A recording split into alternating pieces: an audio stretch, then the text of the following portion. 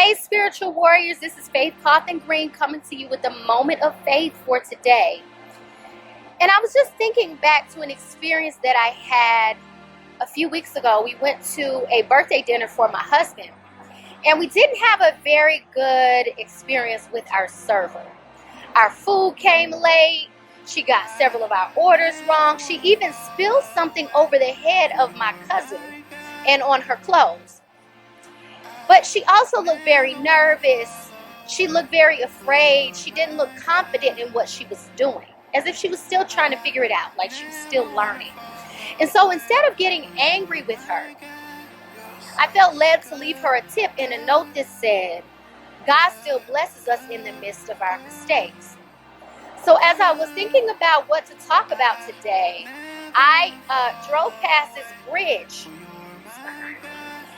And I was thinking about grace and how God's grace is sufficient for us. How God has grace on us even in the midst of our mistakes.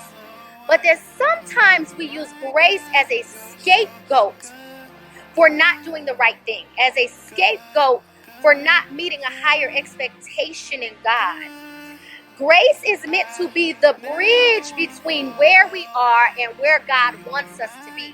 Grace is meant to be the bridge between where we are and our purpose. And so if we're trying to still figure it out, that's what grace is for.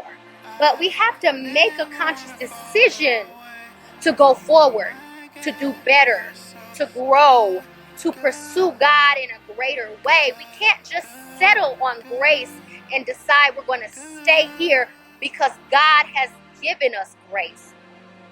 Because eventually God is going to be pushing us into something greater. He's going to say, okay, now I've given you the opportunity to operate under grace. I've given you the opportunity to correct what was wrong. I've given you the opportunity to repent and to change your posture. Now I'm expecting you to do something better. I'm expecting you to do something greater. His grace is sufficient. But there is a season where we must move beyond grace. And so I'm charging you to evaluate where you are, to evaluate what you're doing, to evaluate your posture, and then to make a decision to go forward and to do better and to go deeper and to get lower and to study more and to pray more and to be connected more to God. Think about it and then move on it. This is your moment of faith for today. I love you.